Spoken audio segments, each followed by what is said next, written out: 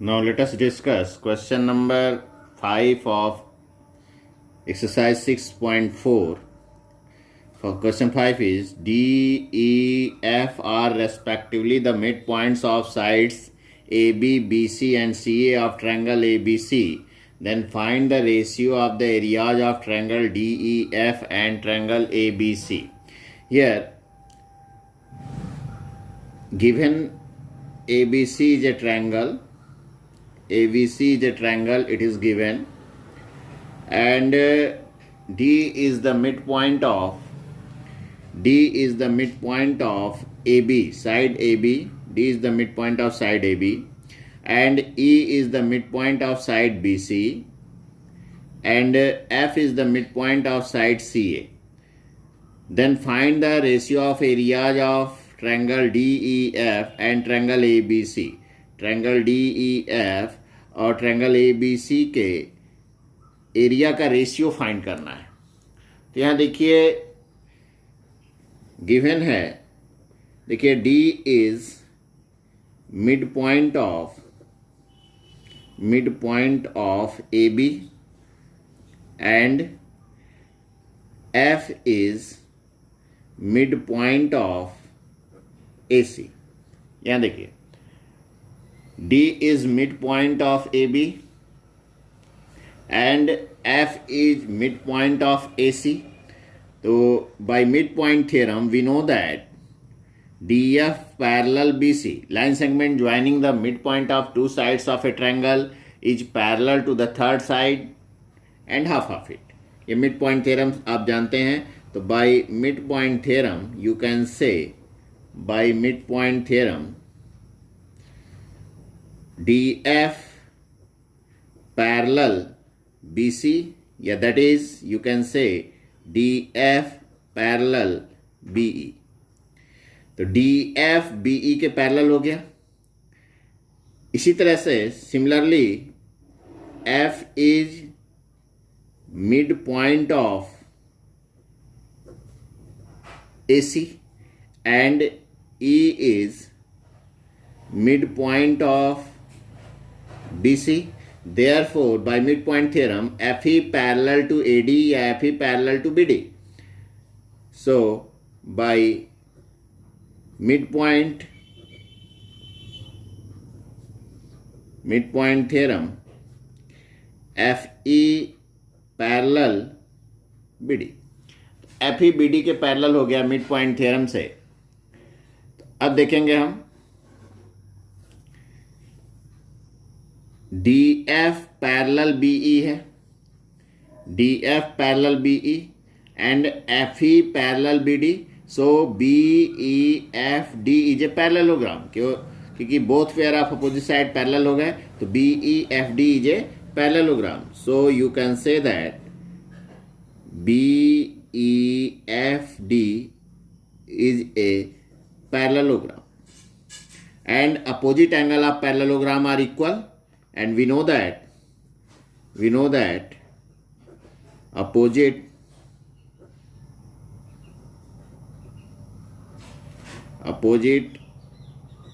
angles of parallelogram are equal. So angle B is equal to angle F. Opposite angles of parallelogram are equal, therefore angle B is equal to angle F. Similarly you can prove that angle C is equal to D, क्योंकि DF EC के भी parallel हो जाएगा और DE FC के parallel हो जाएगा, DF EC के पैरेलल हो जाएगा और DE जो है FC के पैरेलल हो जाएगा। तो आपका DECF भी पैरेललोग्राम हो जाएगा। तो angle C is equal to angle D हो जाएगा। तो similarly you can say that angle C is equal to angle D। Similarly you can show angle C is equal to angle D, that is by AA similarity criteria. By AA similarity triangle ABC similar to triangle DEF। अब देखिए AA similarity criteria से triangle A B C similar to triangle D E F हो जाएगा। क्यों? क्योंकि देखिए angle B angle F के बराबर दिखा चुके अभी हम, और एंगल सी इसी तरह से एंगल डी के बराबर दिखा सकते हैं। तो एंगल बी एंगल एफ के बराबर हो गया और एंगल सी एंगल डी के बराबर हो गया। तो ए सिमिलरिटी से ट्रायंगल ए बी सी और ट्रायंगल डी ई एफ दोनों क्या हो गए? सिमिलर हो गए। तो यहाँ पे ध्यान देना है नाम लिखने में, A B C similar to, देखिए ए किसके बराबर है? ई के बराबर होगा तो ई लिखेंगे, और बी किसके बराबर है? एफ के, तो ई F D, triangle E F D. नाम भी सही से लिखना होगा क्योंकि ए ई के बराबर होगा तभी, और बी एफ के बराबर हुआ, and C angle C is equal to angle T. नाम सही से लिखना पड़ेगा, इसको ध्यान देना है। अब देखिए जब सिमिलर हो गए तो सिमिलर होने पे आप पढ़े हैं एरिया का रेशियो जो है करेस्पॉन्डिंग साइड के स्क्वायर्स के रेशियो के बराबर होता है। Therefore area of triangle A B C by area of triangle D E F या E F D, triangle E F D is equal to A B square by E F square, that is equal to BC square by FD square,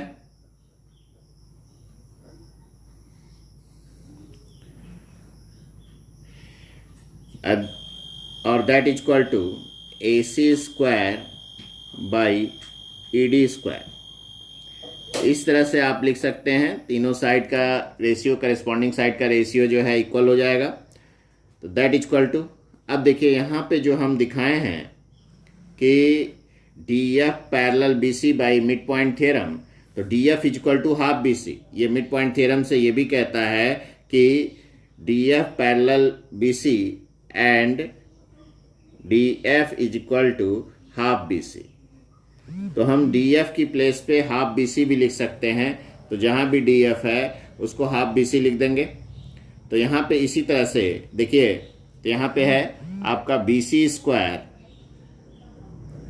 by F D या D F equal to half B C, इसको लिख सकते हैं half B C whole square, that is equal to B C square by B C square by 4, that is equal to B C square into 4 by B C square cancel हो गया, 4 by 1 that is equal to 4 ratio 1।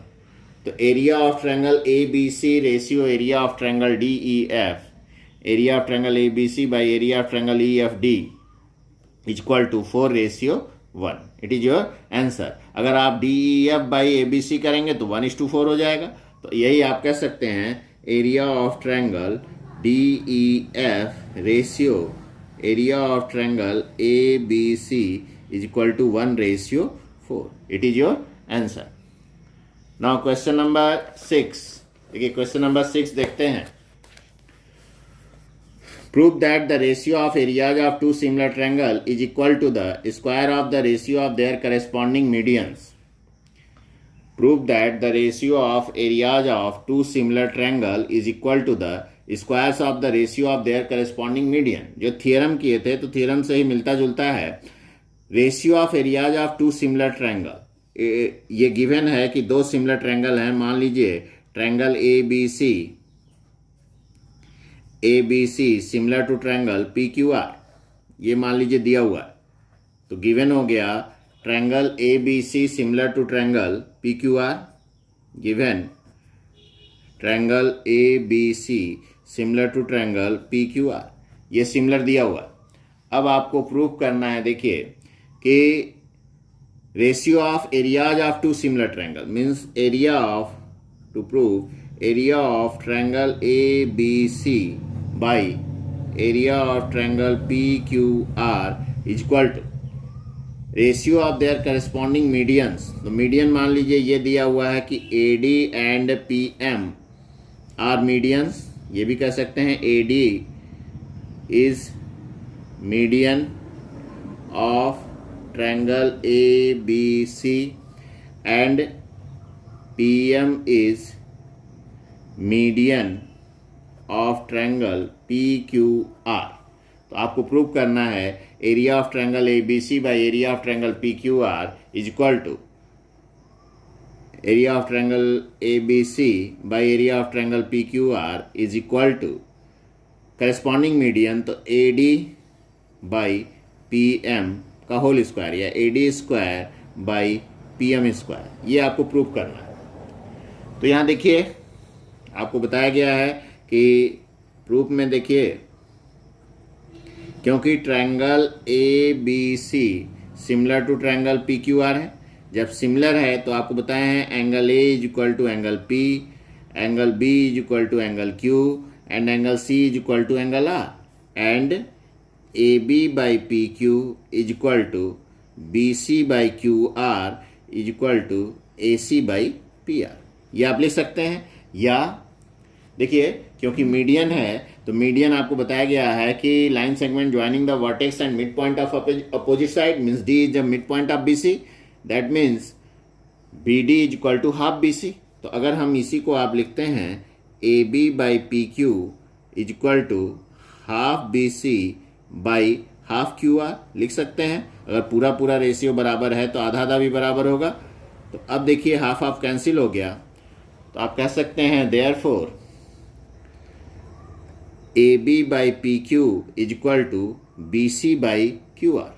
अब देखिए AB by PQ is equal to BD by QM, BD by QM, ये देखिए BD होगा और ये QM, BD by QM, BD, क्योंकि हाफ BC को हम BD लिख सकते हैं और हाफ QR को क्या लिख सकते हैं QM। तो ये हो गया BD बाई QM, तो AB by PQ is equal to BD by QM, ये आ गया AB by PQ is equal to BD by QM and angle B is equal to angle Q, and angle B is equal to angle Q, क्योंकि similar दिया है इसलिए B और Q बराबर हैं। Therefore triangle ABC similar to triangle, देखिए यहाँ पे ABD, triangle ABD similar to triangle PQM। जब ऐसा हुआ तो ABD और PQM सिमिलर हो गए by SAS similarity, by SAS similarity criteria. Therefore you can say AB by PQ is equal to AD by PM। ये हो गया आपका AB by PQ is equal to AD by PM, ये आप proof कर दिए। तो अब हम जानते हैं कि triangle ABC similar to triangle PQR है। तो एरिया के थ्योरम से आप पढ़े हैं कि therefore area of triangle ABC by area of triangle PQR is equal to corresponding side के स्क्वायर के रेशियो के बराबर होता है। तो AB बाई PQ का whole square is equal to BC by QR का whole square is equal to AC by PR whole square. से इक्वेशन नंबर 2। अब देखिए AB बाई PQ का होल स्क्वायर है और AB बाई PQ किसके बराबर है AD बाई PM, तो हम AB बाई PQ की जगह AD बाई PM भी ले सकते हैं। तो therefore from 1 and 2 you can say area of triangle ABC by area of triangle PQR is equal to AD by PM whole square या AD square by PM square. It is your result. Now question number 7. देखिए question number 7 कह रहा है कि in question number 7 prove that area of an equilateral triangle described on one side of a square is equal to half the area of equilateral triangle described on one of its diagonal। मान लीजिए कि ये दिया हुआ है कि ABCD is a square, it is given that ABCD is a square, तो given ABCD is a square and area of equilateral triangle described on one of its side मान लीजिए इसके साइड पे एक इक्विलेटरल ट्रायंगल बना है, तो हम मान लिए DEA is equilateral triangle on it's side AD. DEA is equilateral triangle on side AD.